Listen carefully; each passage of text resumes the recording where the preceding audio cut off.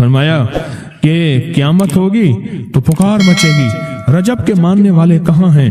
اس وقت حجاب کے اندر سے ایک نور نکلے گا جس کے پیچھے سے جبرائیل، میکائیل، اسرافیل ہوں گے، یہاں تک کہ رجب کے ماننے والے اس نور سے گزر کر پہنچ جائیں گے جو ان کے لیے تیار کیا ہوگا اور اللہ کو سجدہ کریں گے۔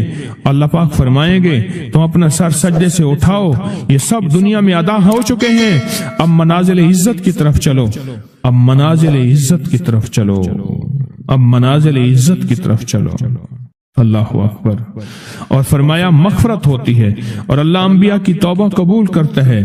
اس رجب کے ایک روزے اور ایک تھوڑی سی عبادت سے اللہ اولیاء کو دشمنوں سے چھڑاتا ہے، اور 3 چیزیں اللہ کے ذمہ ہیں: معافی، باقی عمر کی عصمت، اور تیسری یہ کہ بڑی پیشی، یعنی روز قیامت پیاس نہیں لگے گی، روز قیامت پیاس نہیں لگے گی۔ یہ چھوٹی چھوٹی راتیں، یہ چھوٹے چھوٹے دن، یہ چھوٹے چھوٹے لمحے آتے ہیں، اور آتے اس لیے ہیں کہ ہمیں کچھ دے جائیں۔ اگر اس کا غصہ ہے بھی ٹھنڈا ہو جائے، اگر اس کی ناراضگی ہے بھی ٹھنڈی ہو جائے۔ آپ فرماتے ہیں جبریل نے مجھے خبر دی ہے جب رجب کی پہلی رات ہوتی ہے، اللہ ایک فرشتے کو حکم فرماتے ہیں اور وہ پکار کر کہتا ہے سن لو توبہ کے مہینے کا چاند نکل آیا۔ اس مہینے کا اللہ جبریل آواز دیتا ہے سن لو توبہ کے مہینے کا چاند نکل آیا، آ جاؤ اپنے لیے توبہ، امت کے لیے توبہ، اپنی نسلوں کے لیے توبہ، اپنی پچھلی نسلوں کے لیے توبہ، اپنے لیے، اپنے لمحوں، اپنی راتوں کے لیے توبہ، اپنے دن کے لیے ندامت اور توبہ۔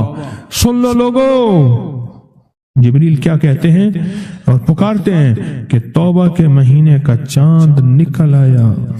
بس اس کے لیے بشارت ہے جو اس رجب کے مہینے میں استغفار کرتا ہے، اس کے لیے بشارت ہے جو رجب کے مہینے میں استغفار کرتا ہے۔ غصے کو ٹھنڈا کرنے والی یہ سعادتیں ہیں، اللہ کو ناراض کرنے سے دور کرنے والی یہ نعمتیں ہیں۔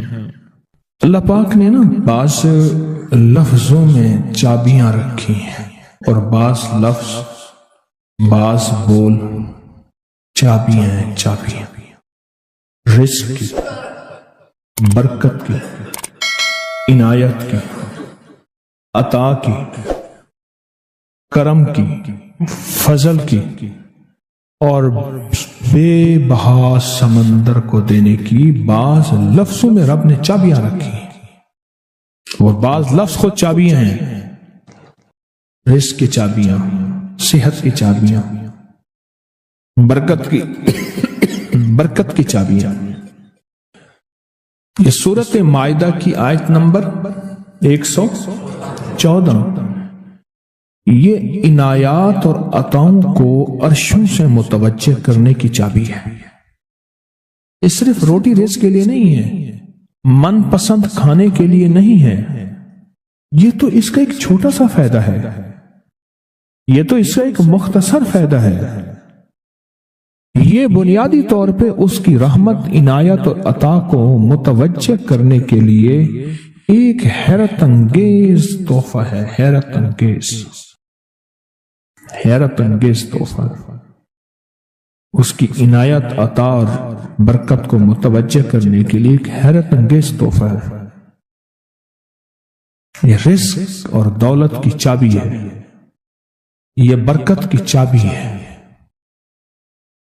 بات بتاؤ، اللہم ربنا انزل علینا مائدۃ من السماء، دسترخوان بھیج آسمان سے۔ کیا خیال ہے؟ غریب کا، مالدار کا، وزیر کا، امیر کا، بادشاہ کا، سب کا دسترخوان ایک تو نہیں ہوتا، ہر بندہ اپنی حیثیت کے مطابق دسترخوان لگاتا ہے۔ ایک صاحب کہنے لگے کہ میرے لیے ایک عرب نے دسترخوان لگایا، ایک بیل پڑا ہوا تھا، بھنا ہوا، پورا بھنا ہوا بیل تھا، اس کا سر تھا، اس کے سر کو ذبح کیا تو خون بھی بہ رہا تھا دسترخوان پہ، سر کو ذبح کیا تو وہ خون بھی بہ رہا تھا دستر، بیل بھنا بھی ہوا ہے اور خون بھی بہ رہا ہے، چھری پھیری۔ حیران ہوا یہ کیا؟ انہوں نے کہا وہ خون نہیں تھا، وہ جیلی تھی، وہ چاکلیٹ تھا، وہ اور کوئی نعمتیں تھیں۔ پھر اس بیل کو کھولا تو اس میں سے بکرے نکلے بھنے ہوئے، پھر بکروں کو کھولا تو اس میں مرغیاں نکلی ہوئی بھنی ہوئی، پھر مرغیوں کو کھولا تو اس میں انڈے نکلے اور میوے نکلے، میوے نکلے۔ بادشاہ کا دسترخوان ہے تو وہ اپنی حیثیت کے مطابق اس کا دسترخوان ہے، اپنی عظمت کے مطابق دسترخوان ہے۔ میرے اللہ کا دسترخوان انزل علینا مائدۃ من السماء، پر مولا دسترخوان دے ایسا جیسے عید ہو جائے۔ اب اس آیت کی تنہائیوں، اس آیت کی گہرائیوں اور اس آیت کے اندر کی شہ تک پہنچے۔ اللہ دسترخوان دے پر دے ایسا ایسے کہ جیسے عید کر دے۔ آپ اللہ سے مانگتے ہیں تو اللہ سے اللہ کے مطابق مانگے۔ میرے رب کی جتنی عظمت ہے، وقار ہے، شان و شوکت ہے، میرے رب کی جتنی طاقت قوت ہے، اس کے مطابق مانگے، اس کے مطابق مانگے۔ کیا خیال ہے؟ یہ آیت اصل میں دسترخوان کے لیے ہے، اور دسترخوان سے مراد یہ کھانا نہیں، دسترخوان سے مراد دونوں دسترخوان ہیں، رزق روحانی اور رزق جسمانی، دونوں دسترخوان جو میرے رب کے پسندیدہ دسترخوان ہے، رزق روحانی بھی اور رزق جسمانی بھی۔ ہم افطار کے وقت کھانا مانگتے ہیں اللہ سے، مال مانگتے ہیں، دولت مانگتے ہیں، کیوں اتنی تھوڑی چیز مانگتے ہیں؟ اللہ سے رزق روحانی کیوں نہیں مانگتے؟ اور جنہوں نے رزق روحانی مانگا تھا، ایک اللہ والے تھے، ان کے خلیفہ تھے،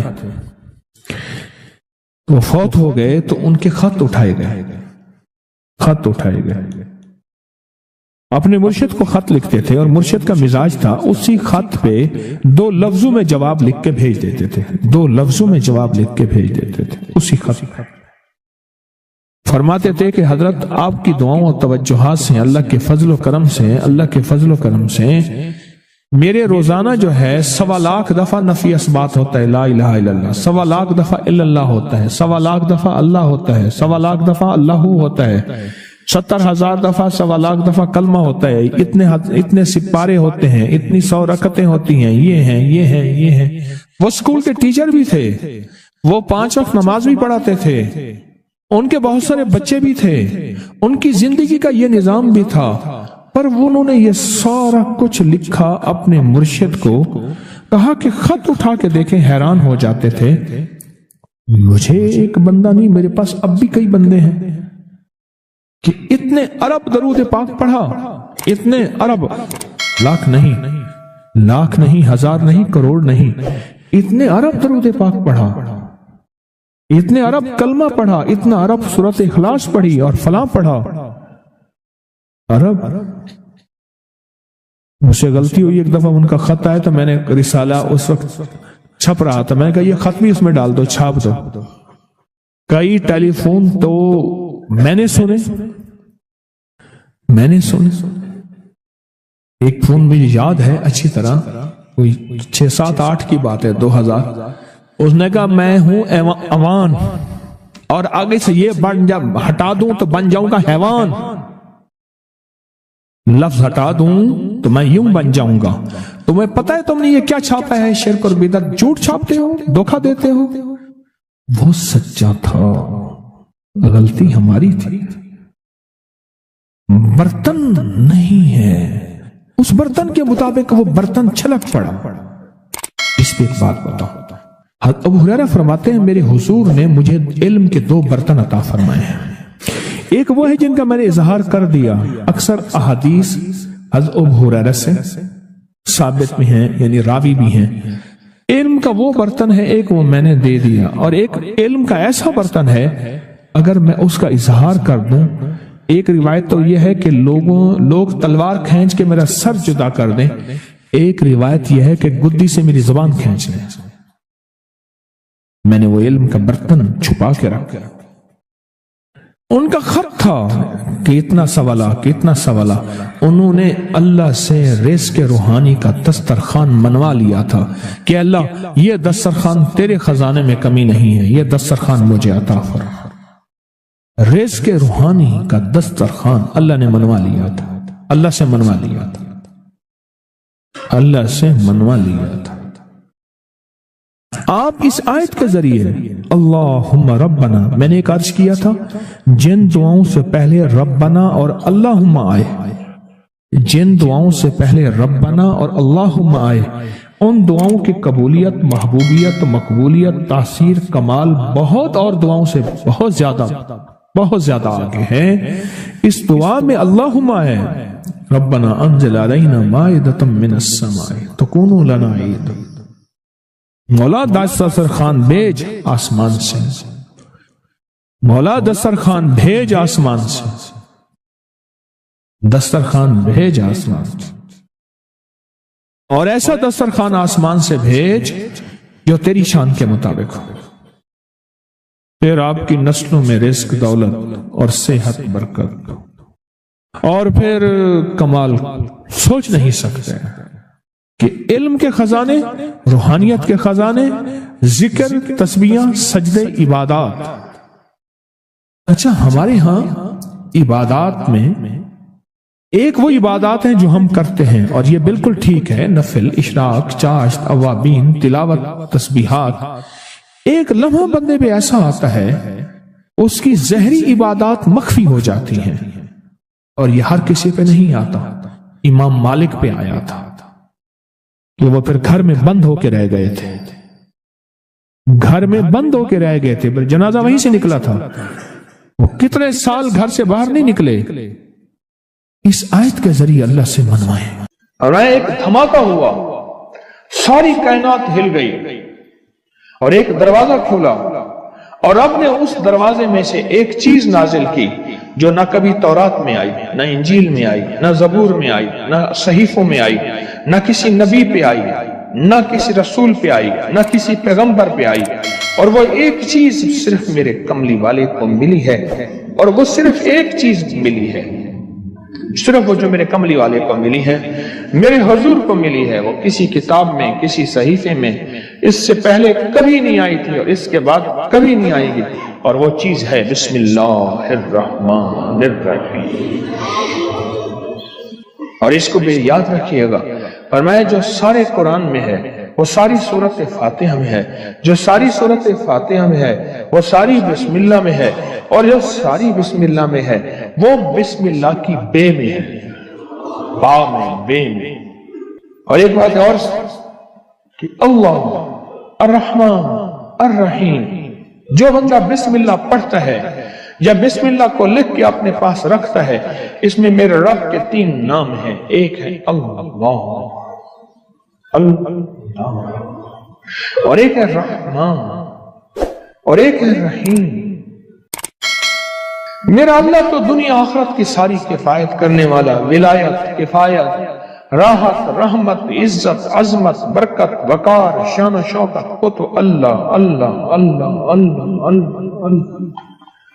اب اللہ نے 2 جہان بنائے ہیں، ایک عالم شہود ہے، یہ جہان ہے، ایک عالم برزخ ہے، موت کے بعد کا جہان ہے۔ اس عالم شہود کے لیے میرے رب نے اپنا نام دیا ہے رحمان۔ کیا دیا؟ کیا دیا؟ رحمان۔ اور موت کے بعد میرا رب جس لفظ اپنے اسم اور نام کے ساتھ کفایت کرے گا، کفالت کرے گا، مدد کرے گا، وہ ہے رحیم۔ یا رحمان الدنیا یا رحیم الآخرہ۔ فرمایا اگر نام رحمان نہ ہوتا، غور سے سنیے گا، کملی والے کے دیوانے اور عاشق بیٹھے ہیں آپ، اگر فرمایا رب رحمان نہ ہوتا، نام رحمان نہ ہوتا، اللہ اپنے دشمن کو ایک لقمہ کیا، ایک قطرہ کیا، ایک پانی کیا، ایک سانس نہ دیتا۔ اپنے نہ ماننے والوں کو اگر رحمان نہ ہوتا، اس نام رحمان کی وجہ سے رب کا دشمن بھی پل رہا ہے، رب کا دوست بھی پل رہا ہے، اپنے بھی پل رہے ہیں، پرائے بھی پل رہے ہیں، غیر بھی پل رہے ہیں، سب پل رہے ہیں۔ کہتا ہے فرشتوں دے دو رزق کے دروازے، اچھا کوئی بات نہیں اور دے دو، میں انتظار میں ہوں اس کی توبہ، اس کے رجوع کا، کبھی تو مجھے سن لے گا، کبھی تو مجھے مان لے گا، کبھی تو میرے نیکوں اور اولیاء اور صلحاء کی محفل میں چلا جا کے توبہ کے دروازے کھلے ہیں، توبہ کر لے گا تو آنسو بہا لے گا۔ یہ صفت رحمان ہے، یہ صفت رحمان ہے۔ حضرت سلطان باہو رحمت اللہ علیہ دلی سے مرشد نے بھیجا، تربیت کر کر کے، کبھی سختیاں، کبھی نرمیاں، کبھی سمجھانا، کبھی پیار، کبھی محبت، یہ مرشد کی تربیت کا حصہ ہوتا ہے۔ اور وہ ہر مرشد چیک کرتا ہے، دیکھتا ہے کیا تربیت کے ہر مرحلے میں ثابت قدم ہے، بس فرمایا ٹھیک ہے اب جاؤ، اور راستے میں نا کسی سے بحث، مناظرہ، مجادلہ، مباحثہ، ڈسکس، الجھنا نہ کرنا۔ بھٹنڈا کے قریب آئے، بھٹنڈا شہر ہے انڈیا کا، بھٹنڈا، وہاں کے قریب آئے تو ایک جوگی بیٹھا تھا، اور اس جوگی کی نگاہ توجہ اس نے مجاہدے کر کر کے ایسی پائی، ایسے دیکھا نا سمجھ گیا کسی اللہ کے ولی کا بندہ ہے، اور اللہ کے ولی نے اس کو رنگ دیا ہے، اور اس نے اللہ کے ولی کی محفل میں ناگواریاں، سختیاں، نرمیاں سب کو برداشت کر کے کندن بن کے جا رہا، یہ تو ہزاروں کو تڑپا دے گا، لاکھوں کو تڑپا دے گا، لہذا اس سے یہ نسبت چھین۔ کیوں؟ جب دولت آتی ہے بندہ پھر اس وقت اس کا چین لٹتا ہے، جب تک دولت نہیں ہوتی فٹ پاتھ پہ بھی سو جائے تو لوگوں کو پتا ہے فٹ پاتھ پہ سویا ہوا ہے، کچھ ہے نہیں تو سویا ہوا ہے، اگر کچھ ہوتا یہ کہاں سوتا؟ اس نے توجہ ڈالی، انہوں نے اپنے دل میں کیفیت محسوس کی، اور محسوس کیا کہ میرے دل کے اندر کا جو نور ہے نا اس میں تلاطم اور ہلچل مچی ہے، نور اور ہلچل مچی ہے۔ اس میں انہوں نے کیا کیا؟ اس میں ذات کا تصور کیا اور اپنے ارد گرد صفت رحمان کا حصار کیا۔ غور سے سمجھیں، بچاؤ کا آج میں آپ کو ایک عمل بھی دے رہا ہوں، بڑا طاقتور عمل ہے، اور یہ حضرت سلطان باہو رحمت اللہ علیہ۔ اور سلطان باہو کیوں؟ سلسلہ ہمارا جو قادری ہے آج بھی اس کا ذکر ہوگا، اللہ ہو کا، یہ اللہ ہو کی اتنی ضربیں لگاتے تھے، اتنی ضربیں لگاتے تھے، مرشد نے فرمایا کہ تو اللہ کے نام ہو کا بادشاہ بن گیا ہے، سلطان باہو۔ سلطان کہتے ہیں بادشاہ کو، کنگ کو۔ مرشد نے فرمایا، جیسے میں نے ایک دفعہ میں لوگوں کو وظائف بتاتا تھا، لوگوں کو فائدہ ہوتا تھا، ایک دفعہ میرے مرشد نے ایسے دیکھ کے وجدان میں فرمایا، وہی تو شیخ الوظائف بن گیا، سلطان باہو۔ سلسلہ قادری میں، ہمارا سلسلہ قادری ہے، ہو کے اوپر ضربیں لگائیں، آج بھی ہم ہو کہ ضربیں لگائیں گے۔ تو مرشد نے فرمایا کہ تو سلطان بادشاہ ہے ہو کا۔ انہوں نے کیا کیا؟ اس میں ذات کا تصور کیا اور صفت رحمان کو دائیں بائیں لپیٹ لیا۔ صفت رحمان، اللہ کے نام رحمان کا جو نور ہے اس کا دائیں بائیں اس کو اپنے حصار میں لے لیا۔ حصار میں لے کے نا انہوں نے کیا کیا؟ اس کو ایسے دیکھا اور کہا ہو، بس۔ یہ اس وقت ہوتا ہے جب کسی فقیر کی محفل میں بیٹھ کے وجد اور وجدان کے ساتھ اس کا استحضار کیا جائے، اس کو بار بار پڑھا جائے،